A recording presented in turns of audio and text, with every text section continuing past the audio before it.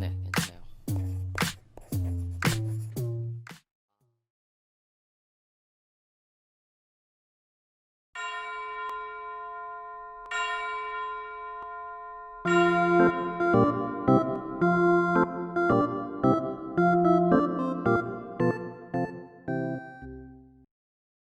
혼인서에 있겠습니다. 신랑 박성광 군과 신부 이소리 양은 살아가는 데에 있어서 결혼이 필수적인 요소였던 과거와는 달리 결혼이 선택이라는 생각이 확산되고 비혼에 대한 관심이 증가하고 있습니다. 소중한 사람들을 기억하고 살아갈 것을 의지합니다. 그럼 당연하죠. 절대 돕고 살지 않을 거예요. 하나, 둘, 셋.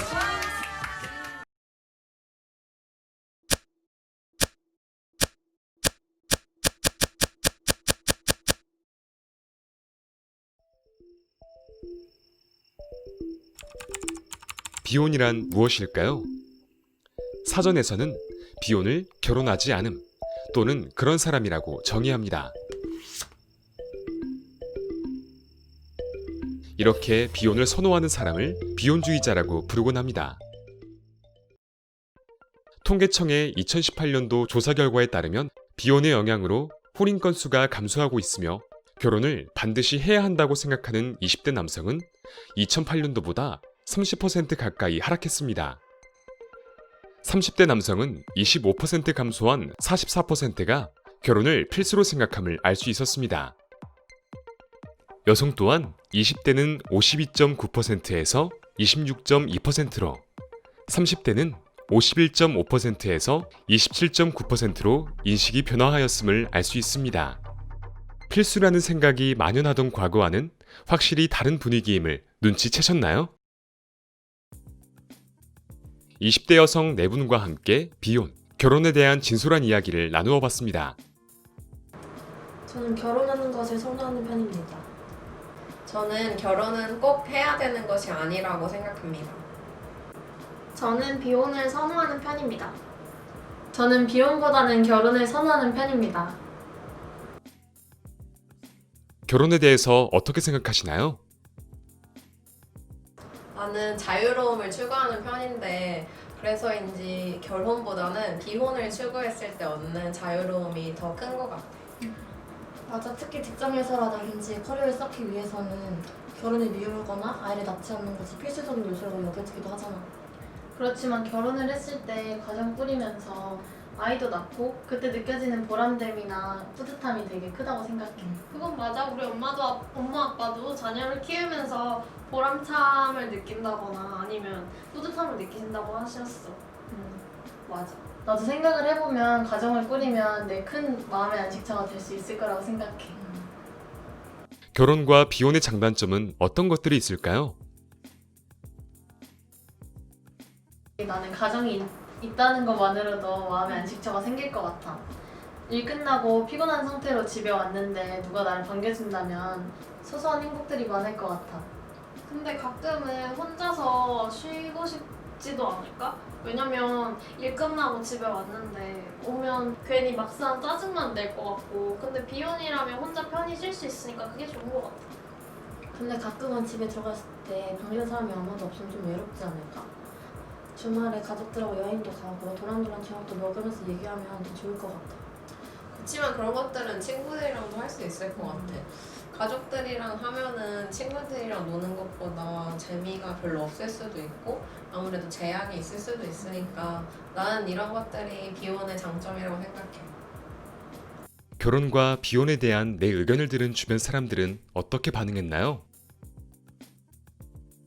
난 부모님께 결혼 일찍 하고 싶다고 말씀드린 적이 있는데 아무래도 부모님께서는 결혼을 좀 천천히 놀고 놀다가 하는 게 낫지 않냐고 말씀하시더라고. 맞아. 나도 전에 그런 얘기를 한 번 한 적이 있었었는데 엄마도 그렇게 좀 즐기다가 늦게 해도 괜찮을 것 같다고 말씀하셨었어. 나는 친척분들한테 비혼에 대해서 얘기해 본 적이 있는데 아무래도 비혼보다는 그래도 결혼을 해야 되지 않겠냐는 분들이 많으시더라고. 맞아. 그래도 아직까지는 결혼을 필수로 생각하는 어른들이 아직은 많더라고. 10대에서 20대 100명에게 설문조사를 진행하여 비혼에 대한 사람들의 생각을 알아보았습니다. 당신은 비혼주의자인가요? 조사 결과 100명 중 39명의 사람들이 비혼을,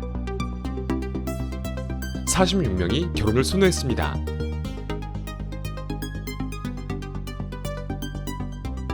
(100명) 중 39명.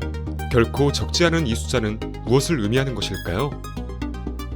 젊은 세대의 결혼에 대한 인식은 빠르게 변화하고 있고 더 이상 결혼이 필수가 아닌 선택의 요소일 뿐이며 결혼 대신 비혼을 택하는 사람들이 많아졌다는 것을 알 수 있었습니다. 비혼을 선호하는 사람들에게 다시 한번 물었습니다. 그렇다면 비혼을 생각하는 이유는 무엇인가요? 6위는 기혼자들의 결혼에 대한 현실적인 충고였습니다. 5위는 결혼 비용에 대한 부담감 때문이었습니다.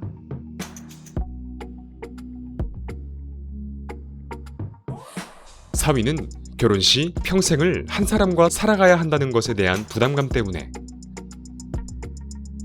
3위는 현재의 삶에도 만족한다는 의견이었으며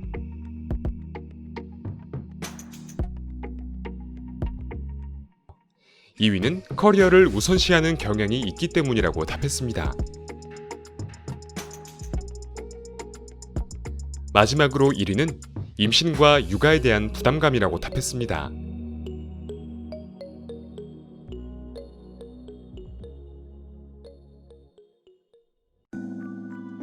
우리는 변화하는 현실에 대한 정확한 자문을 구하고자 비혼 여성, 아무튼 잘 살고 있습니다의 저자 권미주 작가님을 만나보았습니다.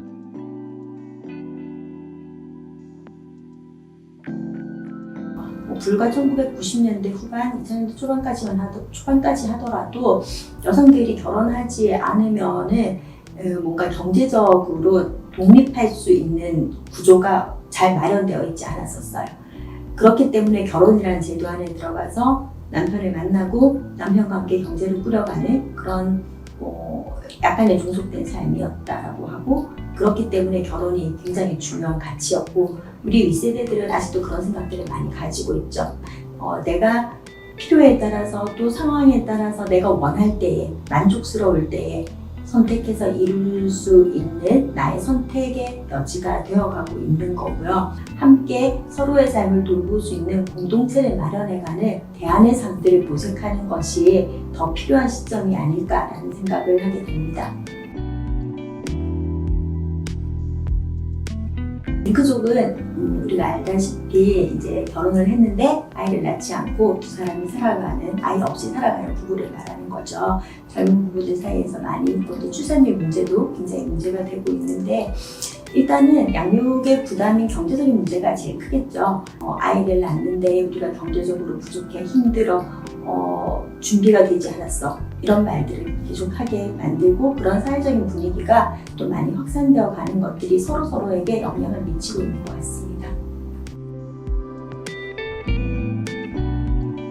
결혼은 인생에서 선택할 수 있는 굉장히 다양한 옵션 중에 하나인 거죠. 근데 그 옵션이 우리에게는 굉장히 물론 많은 사람들이 하고 있으니까 굉장히 필수적인 옵션이라고 생각을 이때까지 해왔다라면은, 이제는 필수적인 옵션이 아니라 내가 선택할 수 있는 옵션 중에 하나이고, 거기에 대해서 내 삶의 의미를 전부 다 부여할 필요는 없다. 결혼을 하지 않고 살아가면 결혼하지 않은 상태대로 좋은 사람들과의 친밀한 만남들, 좋은 공동체, 그 속에서 성장해가는 나에 대한 만족감, 이런 것들로 충분히 그 결혼한 사람들이 누리지 못하는 또 다른 만족감을 누리면서 살아갈 수 있다라고 생각을 하고, 결혼에 상관없이 자기 자신에 좀 더 자신을 가지고 당당하게 자기 자신으로 살아갈 수 있으면 그것으로 충분하다고 생각을 합니다.